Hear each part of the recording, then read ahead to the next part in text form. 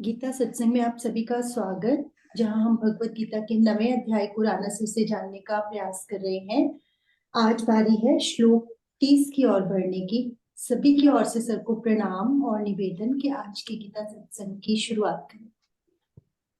ओम वसुदेव सुतं देवं कंस चाणूरमर्दनम देवकी परमानंदम कृष्णं वंदे जगद्गुरुम। सभी को बहुत बहुत प्रणाम। हम गीता जी के 9वें अध्याय के 30वें श्लोक पर पहुंच चुके हैं। कल हमने श्लोक नंबर 29 किया। समोहम सर्वभूतेषु, सब प्राणी मेरे लिए समान है।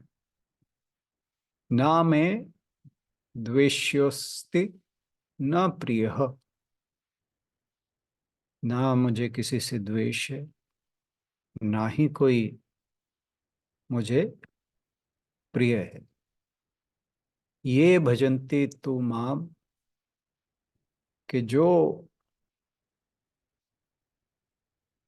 भक्ति पूर्वक मेरा भजन करते हैं। ये भजन्ति तु माम भक्त्या मयि ते तेषु चाप्यहम्। तो ये जो भक्ति पूर्वक मेरी भजन करते हैं, मेरी पूजा करते हैं, मैं उनमें हूं और वे मुझ में हैं। तो भगवान जी ने यहाँ बिल्कुल स्पष्ट कह दिया है कि मैं ऐसा नहीं हूं कि कहीं ज्यादा हूं या कभी कम, कहीं कम हूं, या कोई प्राणी जो है वो मुझे अधिक प्रिय है, या कोई ऐसा है जिसके लिए मेरे मन में द्वेष है। मुझे तो सब प्राणी मेरे लिए एक समान है। लेकिन एक शर्त है कि जो मुझे भक्ति पूर्वक भजते हैं,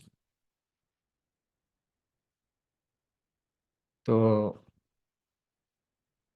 वे मुझ में हैं और मैं उनमें हूं। यानी भगवान का किसी के प्रति पक्षपात नहीं है। लेकिन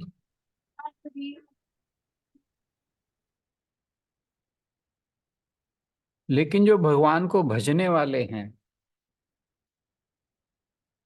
प्रेम के वश में होकर भगवान कहते हैं कि वे मुझ में हैं और मैं उनमें हूं। तो इसी बात को आगे बढ़ाते हुए भगवान जी जो आज श्लोक में कहेंगे, उस पर हम चर्चा करते हैं। उससे पहले आशु बहन से अनुरोध, श्लोक पढ़ते हैं। सर, ये 30 31 इकट्ठे तो नहीं लेना, इसमें नहीं, इकट्ठे दिया है। नहीं, मैं एक ही ले रहा हूँ। ठीक है। आज अब डायलिसिस में फिर तैयारी पूरी नहीं ना हो पाती। good। अपि चेत्सु दुराचारो भजते मामन्य भाग। अपि चेत्सु दुराचारो भजते मामन्य भाग। साधुरेव समन्तव्यः सम्यक् व्यवसितो हि सः। सम्यक् व्यवसितो हि सः। यदि कोई अतिशय दुराचारी भी अनन्य भाव से मेरा भक्त होकर मुझे भजता है, वह साधु ही मानने योग्य है, क्योंकि वह यथार्थ निश्चय वाला है। तो भगवान यहाँ पर अर्जुन से मानो कह रहे हो कि मेरी भक्ति की महिमा सुन, कि यदि कोई दुराचारी से दुराचारी भी अनन्य प्रेम से युक्त हुआ मुझे भजता है, तो उसे साधु ही मानना मानना चाहिए। क्यों? सम्यग व्यवस्थितो ही सह, क्योंकि उसने बड़ा उत्तम निश्चय कर लिया है। उनका कहना है कि भक्ति भक्ति ईश्वर तक पहुंचने का सबसे आसान साधन है। यह इतना आसान है कि कोई अपराधी, कोई पापी, वो भी संत हो जाता है। शर्त ये कि वह सच्चे मन से भगवान की पूजा करता हो। तो भले ही कोई अत्यंत दुष्ट हो, सुदुराचार, दुराचार का अर्थ है दुष्टता, और सुदुराचार अत्यंत दुष्ट, अत्यंत जिसने दुष्ट कर्म कर रखे हो, फिर भी भजते माम अनन्य भाग। तो यहाँ भाग वर्ड जो है वो अनन्य भाग मतलब अनन्य भक्त। तो यदि ऐसा व्यक्ति एक निष्ठ होकर भक्ति से मेरी पूजा करता है, साधुरेव स मंतव्य, उसे साधु ही मानना चाहिए, उसे अच्छा ही मानना चाहिए। सम्यक व्यवस्थितो ही सह, क्यों? क्योंकि उसने स्वयं को सुधारने का संकल्प ले लिया है। उसने निश्चय कर लिया है कि अब मैं पाप का मार्ग त्याग दूं। उसने भगवान के नजदीक जाने का संकल्प ले लिया है। यद्यपि वह बहुत दुष्ट था, लेकिन अब वह कुछ अलग बनने की कोशिश कर रहा है। तो भगवान जो हैं वो सबको शुद्ध करने वाले हैं। वो अपि चेत सुदुराचार, चाहे जितना भी दुष्ट हो, सबसे पापी, सबसे दुष्ट, सभी को भगवान ने प्रेम से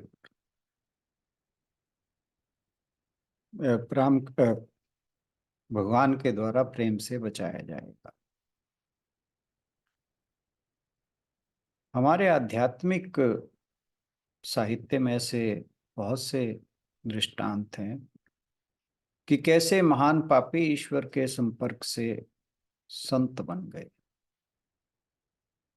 और यही भक्ति की महिमा है, यही भक्ति का सौंदर्य है। भगवान जी कहते हैं कि ऐसे व्यक्ति को साधुरेव स मंतव्य, साधु ही मानना चाहिए। उसका मन जो है पूरी तरह निश्चय कर चुका है कि अब मुझे सुधरना है, अब जो मैं था वह नहीं रहूंगा। उसने मन को परमात्मा के साथ जोड़ दिया है। तो उसका जो अतीत था वो अब जाता रहा, खत्म हो गया, पीछे छूट गया। अब उसके लिए जीवन में एक नई शुरुआत है, और वो है भक्ति की, भगवान के प्रेम के प्रति भक्ति की। भगवान ने पिछले श्लोक में कहा था कि समोहम सर्वभूतेषु, मैं सबके लिए समान हूं। मेरा ना कोई शत्रु है, ना ही कोई मित्र। जो मुझे भजता है उसको मैं भजता हूं। इसी बात को यहाँ पर बड़ी स्पष्टता से भगवान ने कहा है कि जो दुराचारी व्यक्ति भी है अगर वो मेरी सेवा करने लगता है तो वो साधु हो जाता है। जिसका आचरण जो वेदों में कर्म बताए गए हैं उनके विपरीत होता है तो उसे दुराचारी कहा। अब ये जो दुराचारी हैं या दुष्ट लोग हैं, अगर भगवान को अपना स्वामी, सुहृद, देव, माता पिता और एक मात्र आश्रय समझकर उनके कीर्तन स्मरण आदि में लगे रहते हैं तो उनका चित्त जो है वो व्यवस्थित हो जाता है। यानी वे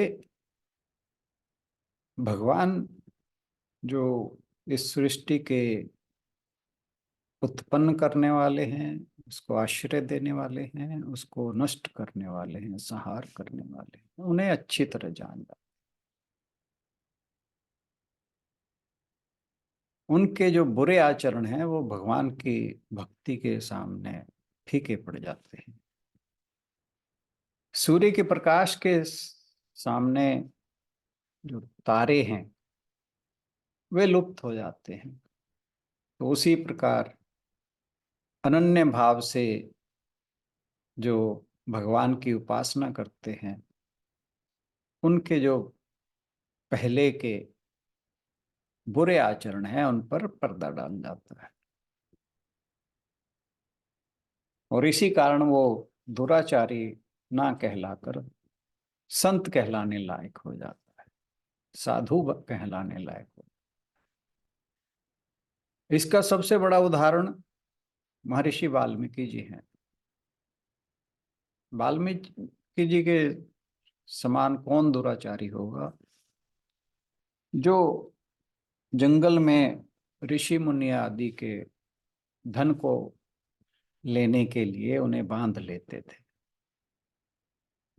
उन्हें राम शब्द का उच्चारण भी ठीक से नहीं आता, लेकिन जब इन्हें ऋषियों के उपदेश, खासतौर से नारद जी के उपदेश से उपदेश से ज्ञान हुआ कि प्रभु ही जगत के कारण हैं, तब अनन्य भाव से भगवान के नाम का जप करने के प्रभाव से वे जगत प्रसिद्ध महर्षि वाल्मीकि बने और आदि कवि के नाम से विख्यात। भगवान का भजन करने से उनके पूर्व के जो दुराचरण हैं वे नष्ट हो गए। दुराचारी ना कहलाकर वे महर्षि वाल्मीकि हुए और सबके पूज्य हुए। महर्षि वाल्मीकि जी के विषय में तुलसीदास जी लिखते हैं, उल्टा नाम जपत जपत जग जाना, वाल्मीकि भय ब्रह्म समाना। ये राम राम के बजाय मरा मरा रटते थे। तो मरा मरा मरा जब एक चेन में बोला जाता है तो वो राम भी उसमें बीच में आ जाता है। तो इसलिए तुलसीदास जी ने लिखा कि उल्टा नाम जपत जग जाना, वाल्मीकि भय ब्रह्म समाना। तो जिस क्षण से भक्ति के साथ भगवान का चिंतन शुरू किया जाता है तो पापी भी संत बन जाता है, क्योंकि उसने अपने जो जीवन के पुराने बुरे कर्म थे उन्हें त्यागने का निश्चय कर लिया है। तो जो हृदय से ईश्वर की ओर मुड़ने के अलावा अतीत की बुराई जो है धोया नहीं जा सकता। जब तक आप ईश्वर की ओर दिल से नहीं जुड़ेंगे, दिल से नहीं मुड़ेंगे, तब तक आपके जो पूर्व जन्मों के या पूर्व के पाप हैं वो नहीं धुले। इस श्लोक का अर्थ यह नहीं है कि हम अपने कर्मों के फल से आसानी से बच सकते हैं, क्योंकि संसार की व्यवस्था में किसी भी तरह से नियमों का उल्लंघन नहीं होता। लेकिन जब पापी निश्चल भक्ति के साथ ईश्वर की ओर मुड़ता है तो यहां पर एक नया कारण उत्पन्न, क्योंकि जो कर्मों का सिद्धांत है वो कॉज एंड इफेक्ट पर है। तो यहां पर एक नया कॉज पैदा हो जाता है। तो यदि कोई दुराचारी अपने बुरे विचार बदल दे तो उसके आचरण में परिवर्तन आ जाता है। और ऐसा व्यक्ति जब अनन्य भक्ति के साथ भगवान की पूजा करता है तो उसे अधर्मी की जगह धर्मी माना जाएगा। और भगवान ना तो उसके ज्ञान की ओर देखेंगे ना आचरण की ओर। भगवान तो बस प्रेम को देखते हैं। प्रेम को छोड़कर कहते हैं कि उन्हें कुछ और देखना ही नहीं आता। उनको तो ना तो अपने भक्त के ज्ञान की कमी दिखती है, ना ही उसके आचरण में कोई दोष दिखता है। वे देखते हैं तो केवल और केवल अपने भक्त का प्रेम। यदि आपकी आध्यात्मिक यात्रा में कोई बाधा आ जाए, आप चलते चलते गिर जाएं, तो गिर पड़ने से, पांव लड़खड़ा जाने से अपनी यात्रा बंद करते हैं। तो यह जो है वो ठीक नहीं। यदि ये निश्चय है कि हमें वहां पहुंचना है तो पांव लड़खड़ाते हैं तो लड़खड़ाने दो। गिरते गिरना हो तो गिरने दो। फिर उठो, फिर चलो, फिर गिरो, फिर उठो, फिर चलो। गिरना अपराध नहीं है। अपराध क्या है कि अपनी यात्रा को बंद कर दे। तो इसलिए कैसी भी परिस्थिति जीवन में आए, अपनी आध्यात्मिक यात्रा को छोड़ना नहीं। तुम्हारा विश्वास नहीं टूटना चाहिए। निश्चय बिल्कुल पक्का रखो कि हमें उस लक्ष्य तक पहुंचना ही पहुंचना है। यही सम्यक व्यवस्थितो ही सह का अर्थ है। करुणा से भरे भगवान पतित पावन है। वे उन पापी, पतित और दुखी लोगों का भी सहारा है जिन्हें घृणा की दृष्टि से त्याग दिया जाता है। भगवान बेसहारे का सहारा है। उनका द्वार समान रूप से सबके लिए खुला है। वे पापी को भी अपने हृदय से लगाकर और अपनाकर उनके उसके उद्धार का प्रयत्न करते हैं। अवतार के रूप में राम और कृष्ण ने असंख्य पतितों का उद्धार किया। उस अग्नि में तेज नहीं जो कोयले की कालिमा को ना मिटाते और उसे अग्नि जैसा ना बनाते। ही भगवान के द्वार पर उनके चरणों में आश्रय लेने का पूरा अधिकार है। परम पिता भटके हुए जीव को सन्मार्ग पर लाने के लिए हमेशा तत्पर रहते हैं। वह क्षण जो है बड़ा उत्तम होता है जब मनुष्य के हृदय में पूर्व में किए गए पापों के लिए पश्चाताप हो जाता है और वह संकल्प लेता है कि मैं अब भगवान की शरण ग्रहण करके अपने जीवन को सार्थक करूंगा। दोबारा भूल ना करने की प्रतिज्ञा से मनुष्य का जो इच्छा शक्ति है वो प्रबल होती है और भगवान की शरण लेने से जो मनुष्य के अंदर आत्मग्लानि होती है और अशांति होती है वो मिट जाती है। तो भगवान श्री कृष्ण घोषणा करते हुए कहते हैं कि अर्जुन, निश्चय जान के भगवान की शरण में अनन्य भाव से जाने पर पापी भी साधु हो जाता है, क्योंकि वह संकल्प द्वारा जीवन की दिशा बदल लेता है और सन्मार्ग पर चलने पर वह बहुत जल्द संत हो जाता है और जो नित्य शांति है उसे प्राप्त कर लेता है, क्योंकि अनन्य भक्ति मन को पवित्र करती।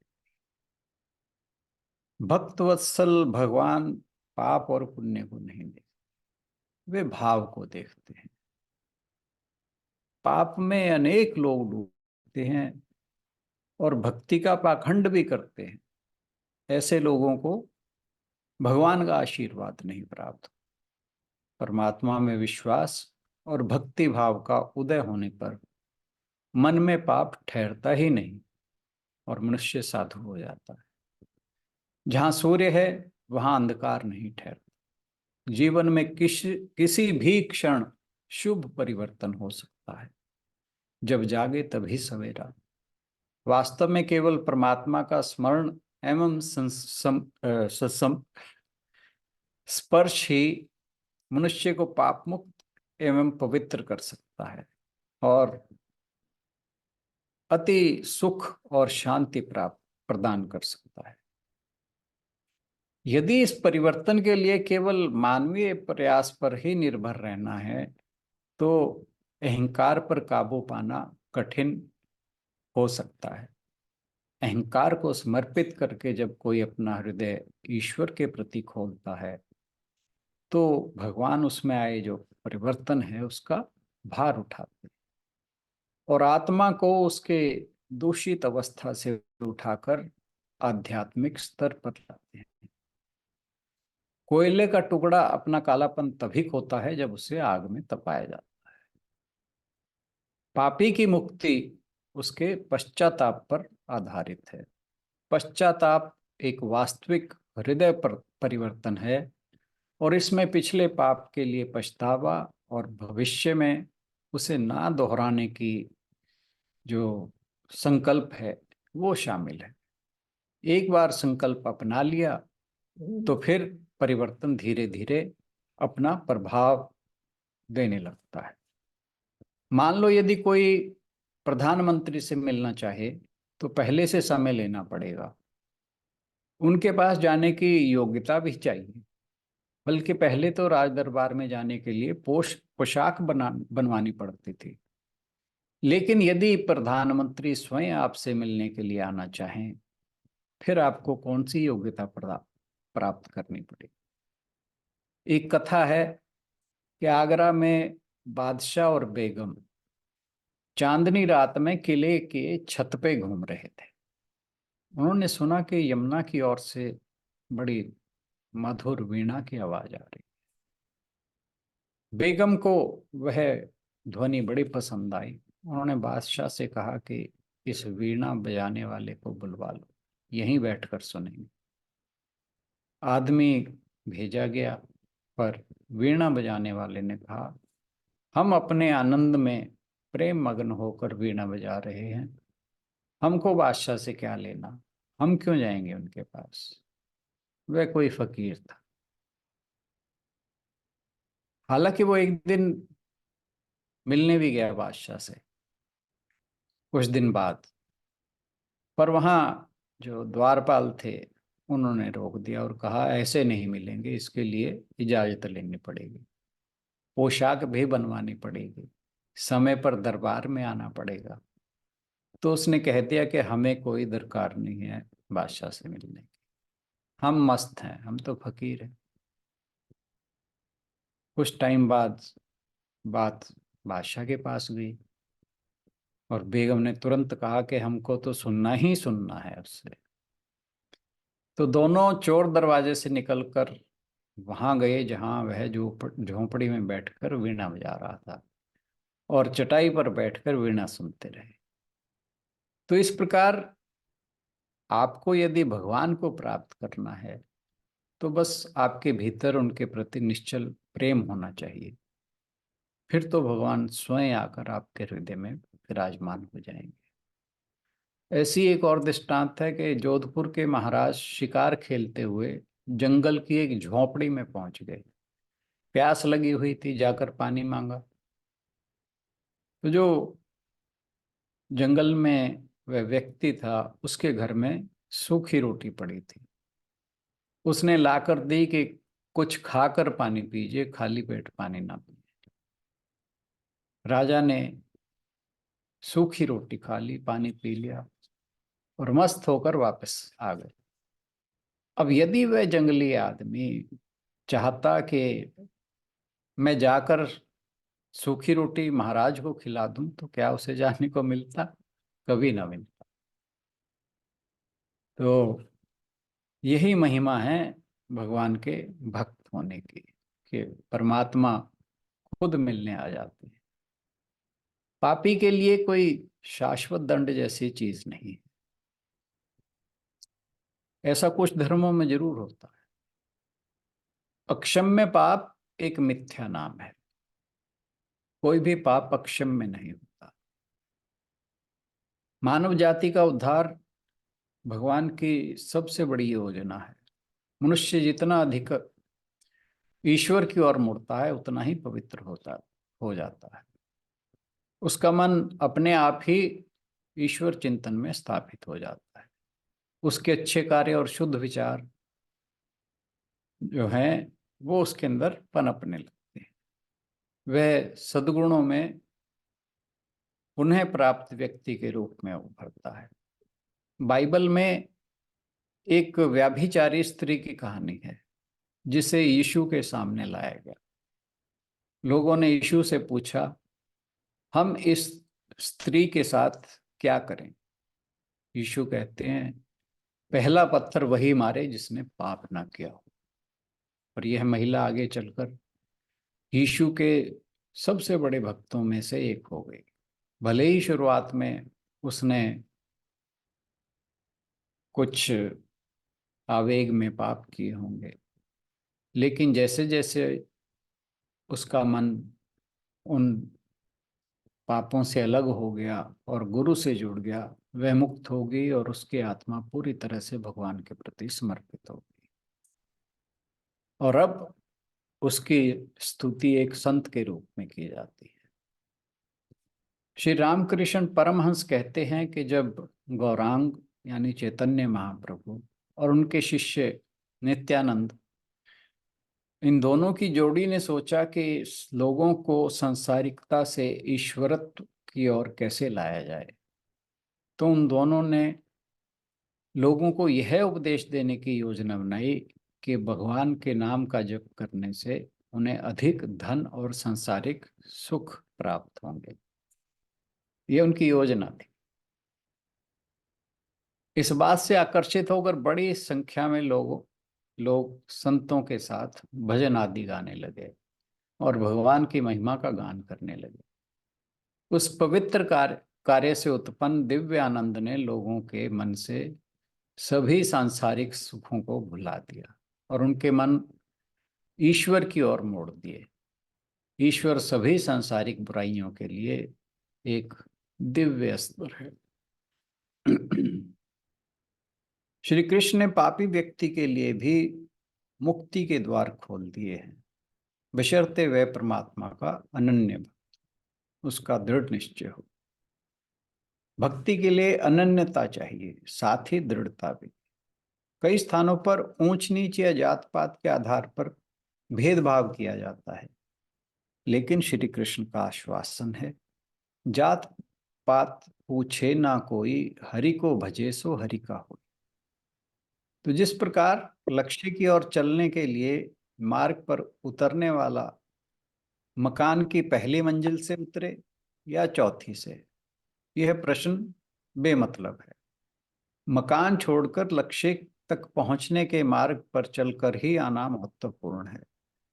इसी तरह मन से परे जाना, फिर मानसिकता नीची हो या ऊंची, फिर नीची मानसिकता वाला भी चाहे तो मन से परे जा सकता है, और ऊंची मानसिकता वाले के लिए तो कहना ही क्या। लेकिन मानसिकता छोड़नी जरूरी है ताकि उसे पाया जा सके जो मन से पार है, उसे आत्मा को हो या परमात्मा को। गीता जी में पहले भी भगवान ने चौथे अध्याय के श्लोक 36 में ज्ञान द्वारा घोर पापी के उद्धार होने का, और आज के श्लोक में भक्ति द्वारा घोर पापी के उद्धार होने का आश्वासन दिया है। आज के लिए इतना ही। बहुत बहुत धन्यवाद।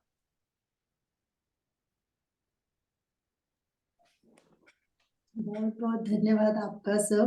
आपने बहुत ही सरलता से हमें आज इस श्लोक को समझाया। परमात्मा की उदारता को प्रदर्शित करता ये श्लोक, और जो कि सभी को ये उम्मीद बनाता है कि कहीं से भी आप अपनी यात्रा शुरू कर सकते हैं। आज के श्लोक को लेकर एक एक दो दो पंक्तियां तो बनती हैं, वैसे यदि आप कहना चाहें सब लोग। संधू जी बोल रहे हैं, हरदीप जी। हाँ जी भाई साहब।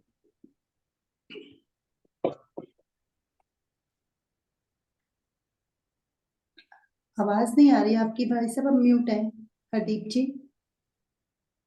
सॉरी, मैंने कहा आज तो बहुत मजा आया, आज तो अति सुंदर स्वाद आ गया, जैसे कहते हैं ना। कई बार बहुत अच्छा भोजन मिल जाए तो आप उसकी तारीफ अपनी वाइफ की भी कर देते हैं, आज तो बहुत बढ़िया बना है। आज राणा की तारीफ के काबिल है। वाइफ की भी बोल रहे हैं। नहीं, कभी कभी स्वाद आता है ना, ये हर बार नहीं आता। आप मेरी बात पकड़ती हो, ये बात गलत है। तो देखो, ज्यादा तो लेडीज ही है यहाँ पे, हम कैसे बोलने दे सकते हैं आपको उनके अगेंस्ट। नहीं, कभी कभी तो आपके हस्बैंड भी आपकी तारीफ कर देते होंगे, ऐसी कोई बात नहीं है। नहीं, सच में बहुत ही अच्छा श्लोक था। और ये श्लोक करते हुए जो पंक्तियां आई थी कि अब तक जो हुआ सो हुआ, इससे आगे अगर हम निश्चय कर लेते हैं कि अभी हम अगर थोड़ा सा परमात्मा ने ये मौका दिया है अच्छे सत्संग में बैठने का, अच्छे लोगों से जुड़ने का, अच्छी बातें सुनने का, तो अब से आगे की यात्रा हमारी बहुत ही ध्यान पूर्वक हमें तय करनी है। तो परमात्मा भी एक क्षण नहीं लगाते। और ऐसा एक्सपीरियंस भी मैंने शेयर किया हुआ है आपके साथ कि जब मैंने खुद ऐसा प्रेयर किया था 3-4 साल पहले, कि पहले, आज से पहले जो भी लापरवाहियां हुई उन सबको छोड़कर आगे बढ़ना चाहते हैं, तो भगवान ने भी देर नहीं लगाई, एक क्षण नहीं लगाया हमारे लिए अरेंजमेंट करने का। और कुछ सो मिले ना मिले, मैं भी यही सोच रही थी, जो आपने बाद में ले ही लिया पॉइंट, कि सबसे ज्यादा बेनिफिट तो यही हुआ कि इससे पहले जो हमें एक गिल्ट हमेशा रहता था कि जब समझ आई तो पिछला जीवन पे पछतावा होता था, तो वो गिल्ट से बाहर निकलने में तो बहुत मदद मिली sir. Thank you so much sir. बहुत ही अच्छा श्लोक था, जैसे कि हरदीप जी ने बयां भी कर दिया अपने शब्दों में।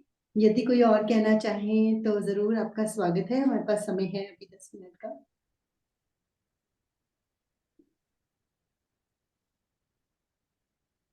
सुनीता बहन जी ने अनम्यूट किया हुआ। सुनीता दीदी, आवाज नहीं आ रही आपकी। हरिओम जी। अभी हरी तो मैं सिर्फ इतना ही कहना चाहूंगी कि अ, जिस वक्त अ, हमें ये लगे कि अब हमने चेंज करना है, तो वो मोमेंट ही हमारा सबसे अप्रोप्रिएट मोमेंट है। और हमें ये नहीं, उस वक्त हमें मतलब कोई दुविधा नहीं होनी चाहिए। बस बिना दुविधा के द मोमेंट यू डिसाइड, और आप उसी टाइम आप उस रास्ते पे चल सकते हो। बस मतलब बिल्कुल। इस श्लोक में भी भगवान जी ने यही कहा कि जितना भी कोई जैसा भी था, जैसा भी है, अगर वो दृढ़ निश्चय कर लेता है तो मुझे और कुछ नहीं चाहिए। तो हमारे लिए ये है कि जिस मोमेंट हमें ये लगने लगे, जिस मोमेंट हम इस चीज को डिसाइड करें कि हाँ, अब हमें अपना रास्ता ठीक करना है, हमने अपना रास्ता बदलना है, तो हमें, जैसा अभी आशु ने बोला कि हमें वो सपोर्ट मिल जाती है। बट ये है कि हमें वो सपोर्ट देखने की हमारे में शक्ति होनी चाहिए कि हम वो सपोर्ट देखें और हम उस सपोर्ट को पकड़ के आगे चल पड़े। मैं इसमें थोड़ा सा एक और बात कहना चाहूँगा कि जब आप एक निश्चय कर लेते हैं ना, फिर सपोर्ट ढूंढने की जरूरत नहीं पड़ती। भगवान स्वयं उस सपोर्ट को देने आ जाते हैं। हाँ जी। और हमें पर वही है कि हमें वो शक्ति हमारे पास होनी चाहिए कि हम उस सपोर्ट को देख सकें। हम उस सपोर्ट को पकड़ सके। वो शक्ति तो भगवान अपने आप दे देते। ये उनकी कृपा है ना, बस फिर तो वही काम करती है। फिर हमारे अंदर कुछ किस चीज की जरूरत नहीं है, फिर हमें तो ये फिर उनकी जिम्मेवारी बन गई। बिल्कुल बिल्कुल बिल्कुल, हमें तो उनकी तरफ मुंह करना है, अपने आप को मोड़ना है उनकी तरफ, हाँ अपनी जी, उंगली बढ़ानी है। वो तो तैयार बैठे हैं हमारी उंगली पकड़ने के लिए। हाँ जी, बिल्कुल।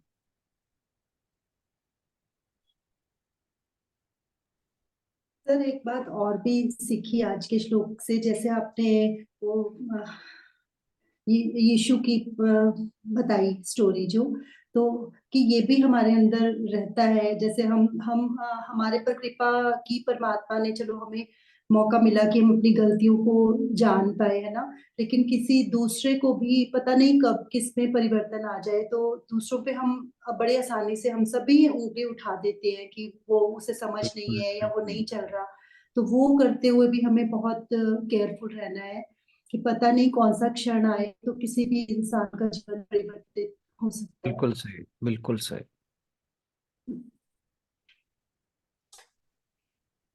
चलिए फिर इसी के साथ आज समापन की ओर बढ़ेंगे। ओम पूर्णमदः पूर्णमिदं पूर्णात् पूर्णमुदच्यते पूर्णस्य पूर्णमादाय पूर्णमेवावशिष्यते। ओम शांति शांति शांति। हरि ओम। सभी को बहुत बहुत प्रणाम। आज के सत्संग में आने के लिए बहुत बहुत धन्यवाद। Thank you everyone. सभी की ओर से राधा सर का भी बहुत बहुत धन्यवाद। कल मिलते हैं अगले श्लोक के साथ। हरदीप जी ने आज हास्यासन तो करवा ही दिया हमें पहले ही, स्वाद चखाकर।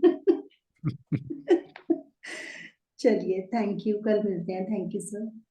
Thank you.